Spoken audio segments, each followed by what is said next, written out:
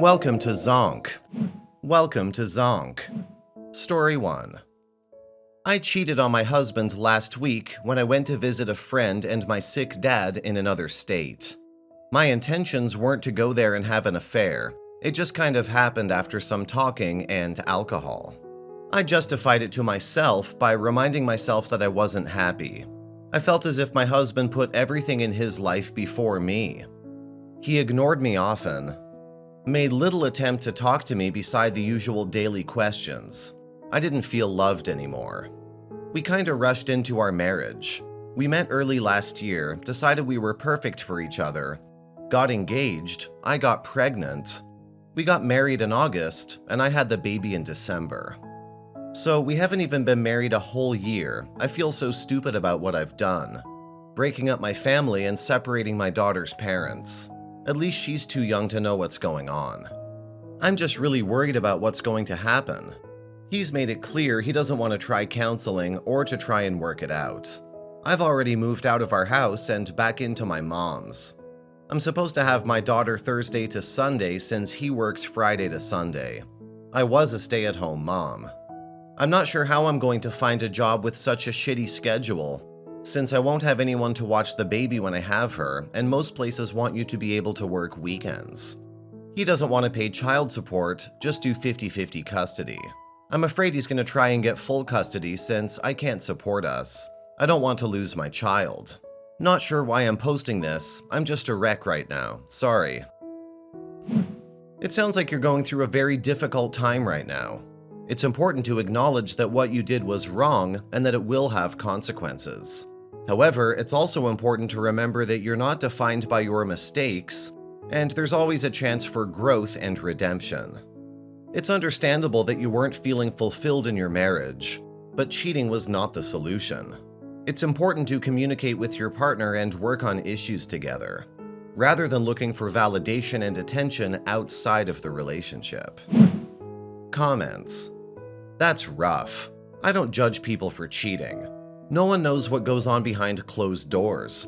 That being said, you should feel stupid. You did a stupid thing. Moving forward, you need some legal advice. Neither one of you are the same as you were less than a year ago when you married, and neither one of you can be trusted now, to be honest. He's going to be out for blood, most likely, and you need to take steps to protect yourself. If you can't afford a lawyer, perhaps consult a paralegal or see if your county clerk has a mediator you can use. Why do women always blame alcohol and never take responsibility for their actions and decisions? You weren't waterboarded with liquor. You drank and made a conscious decision to screw someone else. End of story. You understand that, don't you? You are responsible for the choices you make and actions you take. Men aren't, and liquor isn't. Get your head screwed on straight and own this. If you take this head on, you might be able to resolve this with him. Quit feeling sorry for yourself and act like an adult and be accountable, liable, and responsible as an adult. Nothing just happens. That kind of attitude is maddening in how ridiculous, infantile, and deflective it is. Grow up. How old are you? Story 2. So, obviously, this is a throwaway. Early 20s, female, Canada to begin with. My father was MIA when I was a child, and still is. I found out who he was at the age of 17. But he refuses to meet me, even with pressure on his side of the family. And this gave me a lot of insecurities. My mother is disabled, and I was a pretty difficult child to raise. I ended up drifting from foster home to foster home, never having stable parental figures or even really adults in my life. I went to a school and lived in an environment where everyone had two parents. Both now and then, I'm incredibly jealous of people with Father's Day. Father's Day is incredibly rough on me, and it's hard for me to even meet my friends' parents. A few years ago, I started dating this great guy. He wasn't perfect, and neither was I. And pretending otherwise demeans this story. We both went through a lot of rough stuff during our relationship together, but he was quite a bit older. He took care of me, sometimes even in the way a father might. He was incredibly patient and built up my self-esteem in a lot of ways. I've dated quite a bit before and since, but I've never felt that good, that whole. We are no longer. We still talk once in a while, and it kills me. He means the world to me, and I am now a passing acquaintance. I'm pretty sure that I'm compounding the issues of my family and abandonment issues in with losing him. I lost him because I cheated, which is probably the worst part. I would do anything to go back in time and change what I'd done, but I know that's not possible. And I'm also pretty sure he'll never come back to me. I push people away, in relationships and my social life. I push them so far that they leave, and then I tell myself that I'm terrible and not worthy. I know this now, but I can't undo where I was in the past. I see a therapy and I take antidepressants and I'm dealing with a lot of issues, but this one still eludes me. How do I deal with my daddy issues and the one that got away? I'm so tired of hurting myself more by pushing people away. He's the most important person in the world to me, and I wish he wasn't. RA, I need advice, because I want to move on or find my way back. Honestly, right now, I couldn't tell you what I want more. One thing that might be helpful in dealing with your abandonment issues and loss of this important relationship is to continue exploring and understanding your feelings through therapy. This can be a long and difficult process, but it can ultimately lead to greater self-awareness and healing. However, you need to stop blaming your bad behavior on your daddy issues. You chose to cheat, and it was a conscious and voluntary act that you could have stopped any minute but didn't. Comments. Clearly, you should find a way to stop needing anything from your biological father. He ain't giving, and you can't squeeze anything out of him. Just as clearly, you need to improve your self-esteem. It's too bad about the end of the relationship with the boyfriend, but mistakes are made sometimes. I hope you can forgive yourself and move on. It's good to hear that you're working on stuff with a therapist. You probably realize that all therapists are not created equal. If you're not making the kind of progress you need with therapist A, move on to therapist B or C. It sounds like you want to make progress rather than to stay loyal to your therapist. You feel like you're not worthy of being loved. Lots of women carry that baggage. At least you're aware of your behavior. Until you get past the realization that your dad not being there probably had nothing to do with you, you're going to be an unreliable partner. You're doing the right things. It just may take some time to work things out. Behavioral therapy might be more productive.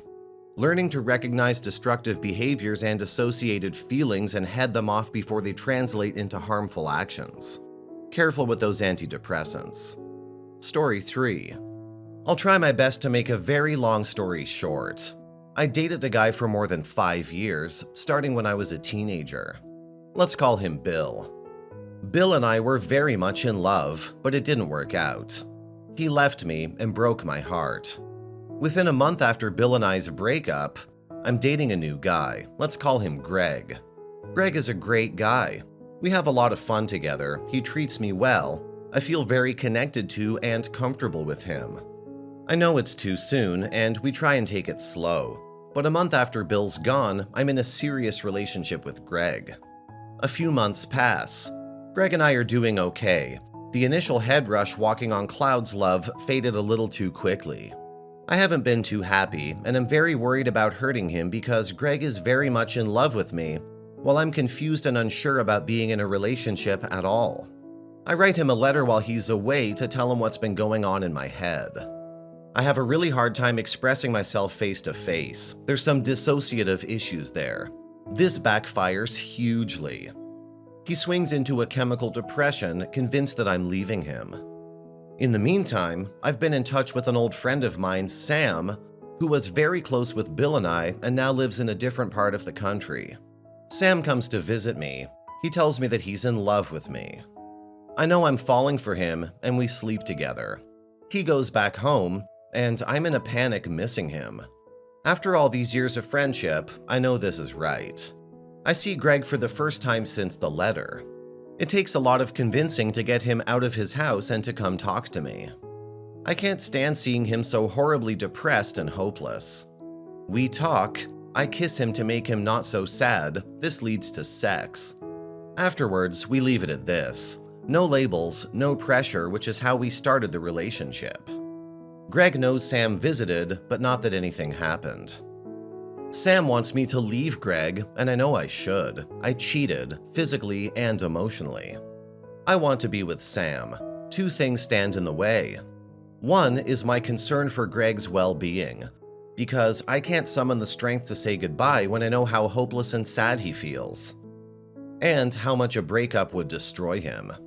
Second is that I care about Greg deeply. I still have a strong connection with him and we have a great time. I do not want to lose this friendship. The final complication. Due to my long-term relationship during my formative years and chemical issues with anxiety, I physically cannot stand being alone. This is, selfishly, preventing me from breaking up with Greg because I will physically panic. Sam lives far away. If I leave Greg, I will be on my own and will likely spiral into a breakdown. So, relationship advice. How do I not lose Greg's friendship and not lose my mind? This is oversimplified for length, so ask me anything. Comments. Everything you're doing is terrible and, in reality, is actually quite selfish. Very incredibly selfish. Save this Greg boy some trouble and leave him. Tell him the truth and say goodbye. You're not doing him any good. Greg will not be your friend after all this, but that's the loss you have to take. You're so screwed, you can't be alone. Greg's so fricked up, he can't be without you. Sam is so screwed up, he thinks he's in love with someone he's never actually dated. Pity party of 3, your table is ready.